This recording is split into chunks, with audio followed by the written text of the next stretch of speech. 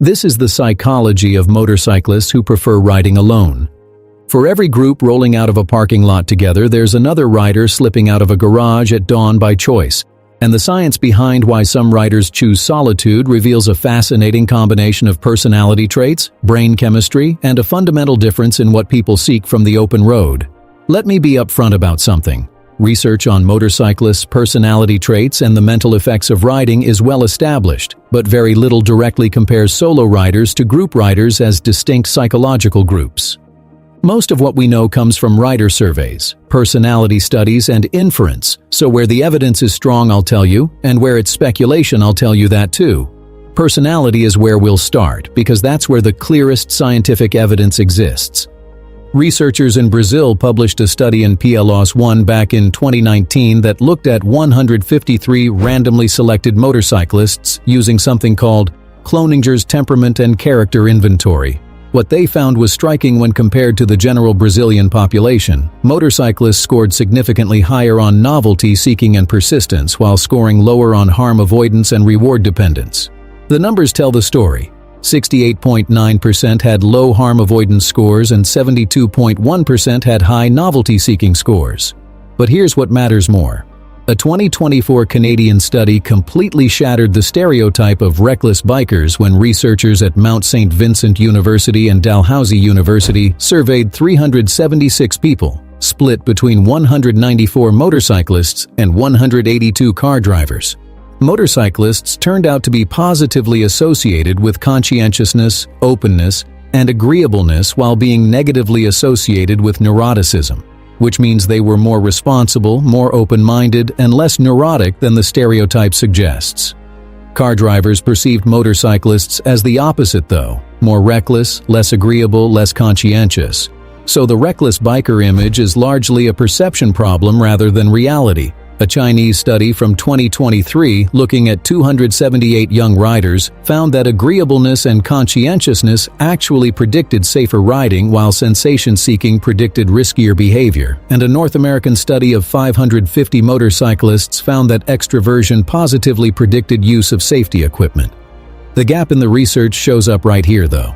No published peer-reviewed study has directly compared the personality profiles of self-identified solo riders versus group riders, which means the assumption that solo riders are more introverted and autonomy-focused, while group riders are more extroverted hasn't been formally tested in a motorcycle-specific study.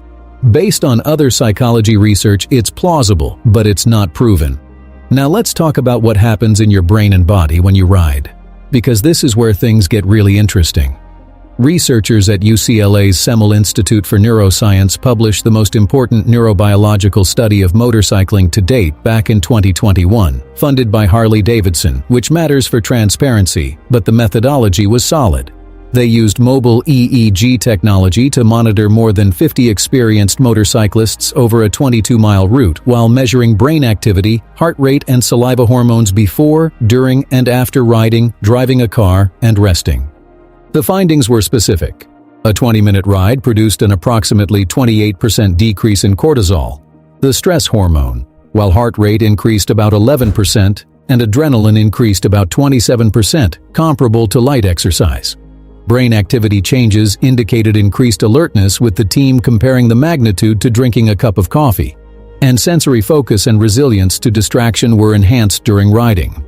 Lead researcher Dr. Don Vaughn put it this way: "We knew riders had reported that motorcycles gave them peace of mind, but no one had really rigorously quantified it before. When I measured it, these were just the facts I observed."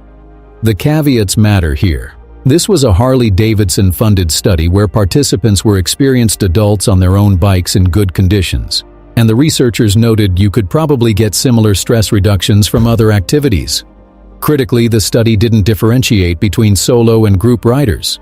But this connects to something psychologists have talked about for decades called flow state.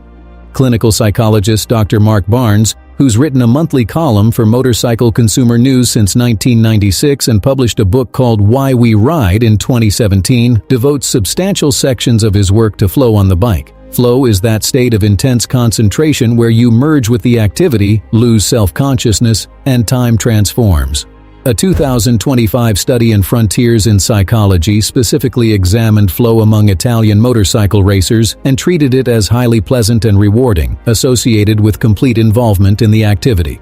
The mental health component has become increasingly legitimized in recent years, and that's where things get personal. Back in 2023, UK insurer Bikeshare conducted a survey in collaboration with a charity called Mental Health Motorbike, and the numbers were remarkable. 90% of motorcyclists surveyed said motorcycling has a positive effect on their mental health and well-being, while 87% said they benefit from spending more time outside. The key number, though, is this one. 84% said they enjoy the ability to spend more time with their own thoughts, and only 2% said they didn't enjoy the solitude that riding provides. This is self-selected, self-reporting data from an insurer's customers rather than clinical findings. But it's consistent with what we see elsewhere. Mental Health Motorbike itself has an interesting story behind it.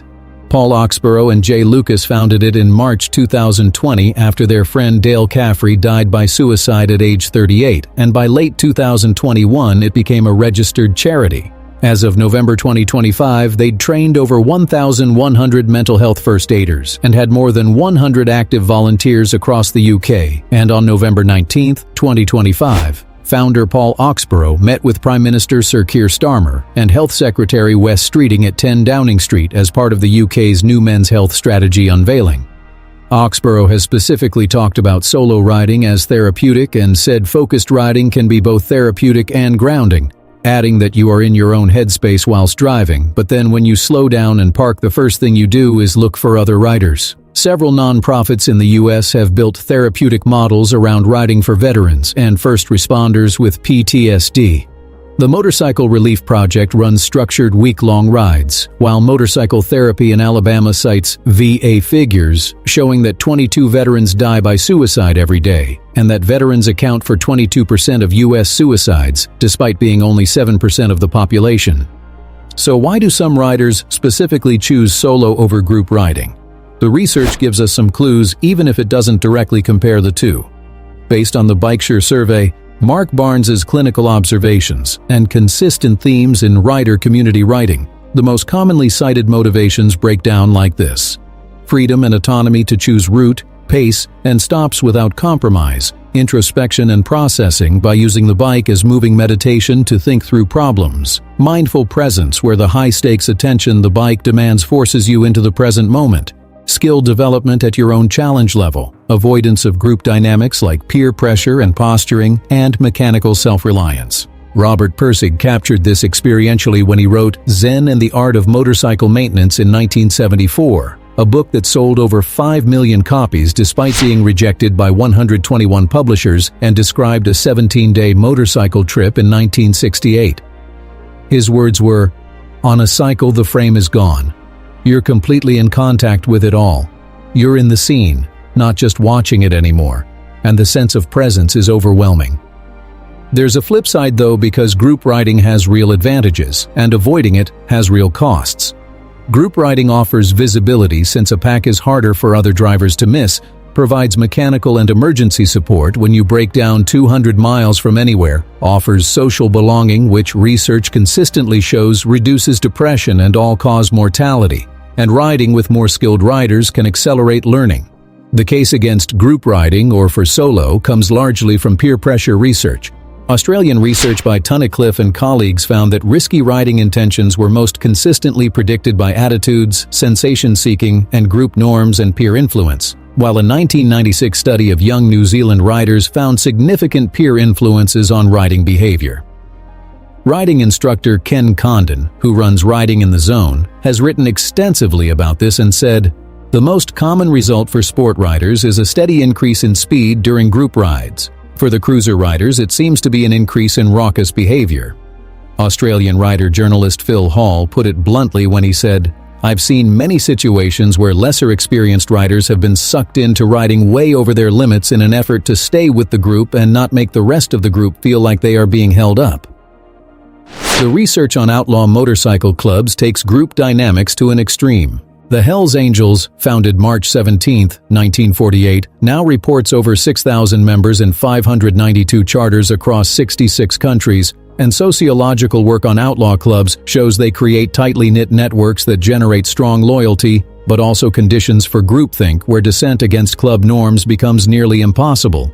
Most riders who avoid clubs do so because of the cultural baggage and rules clubs impose rather than because they're antisocial. Within the broader community, lone wolf is a recognized identity often signified by a lone wolf no club patch. Demographic context matters for understanding the current state of motorcycling, so let's look at the numbers. The Motorcycle Industry Council's 2018 Owner Survey is the standard demographic reference and polled 2,472 U.S. adults. Median household income was around $62,500, with 24% of owners being college graduates and the median owner age sitting at approximately 50. Male owners were 81%, while female owners were 19%, up from just 8% in 1998. The aging trend is impossible to ignore. Median age rose 8 years from 1990 to 2009, then another 10 years from 2009 to 2018. And about 24% of owners are now retired, while the under-18 cohort fell from 8% in 1990 to 2% recently. As of 2025, Harley-Davidson fell to third place in U.S. motorcycle market share behind Honda and Kawasaki. New U.S. motorcycle sales in 2025 were 486,468 units, down 7.6% from 2024, and the market peaked at over 1.1 million units in 2005 and 2006. What this means is that the rider base is now tilted toward older riders who have time, income, and life stage motivations like retirement, processing loss, and life transitions that favor reflective riding over rowdy club rides. Women are the fastest growing segment at 19% of U.S. owners and 26% of Gen Y owners, which is reshaping who counts as a lone wolf. The safety context is important to be realistic about, so let me give you those numbers. The National Safety Council reported 6,228 motorcyclist fatalities in 2024, down 2% from 2023's record of 6,335, and the fatality rate was 28 deaths per 100 million vehicle miles traveled. Motorcycles were 3% of all registered vehicles, but 16.2% of traffic fatalities in 2024. Here's what we don't know though. No major published study isolates solo versus group ride crash rates, which means when riders argue about which is safer, they're largely trading anecdotes and assumptions rather than data. What we do know is that 2/3 of multi-vehicle motorcycle crashes are caused by the other driver according to NHTSA data, and lack of conspicuity, like wearing dark clothing, is associated with significantly higher crash risk. So what does all this add up to? The strongest evidence supports this picture. Motorcyclists as a group score higher on novelty seeking and lower on harm avoidance than the general population, and they're not less conscientious or agreeable, but often more so, contrary to stereotype. Riding produces measurable reductions in stress hormones, increases in alertness, and enhanced sensory focus, while group riding measurably increases risky behavior through peer norms, and solo riding insulates against this dynamic. A large majority of riders report mental health benefits from riding, with roughly 84% specifically valuing the introspective solitude. The cultural lineage of solo riding as contemplative practice is genuine and durable, from Pirsig's 5 million copies sold in 1974 through today's throttle therapy that got a UK charity founder into 10 Downing Street. But here's what we can't say with scientific certainty.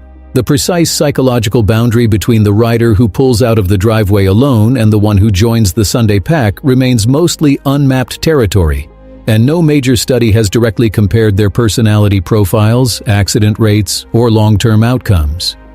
Solo riding sits at the intersection of a well-documented personality profile, a measurably real neurobiological response, and a culturally rich tradition. For some riders, that combination is exactly what they're looking for, while for others, the camaraderie and shared experience of group riding is the entire point. The psychology of choosing solitude isn't about one being better than the other, but about understanding that the same machine offers fundamentally different experiences depending on whether you're chasing the horizon alone or riding alongside others. Both are valid ways to find what you're looking for on two wheels.